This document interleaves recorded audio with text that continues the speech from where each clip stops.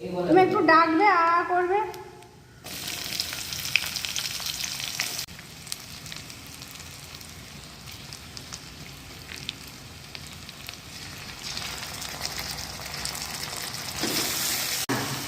ও খেয়ে নেবে। কিছুক্ষণ পরে গিয়ে দেখে যদি চাল আছে না, আস্তে আস্তে করে যাবে, ও যেন আওয়াজ শুনতে না পায় দেখতে। হ্যাঁ,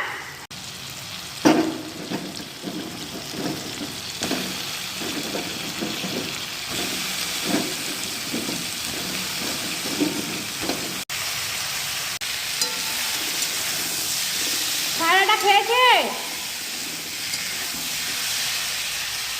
আস্তে আস্তে যাও।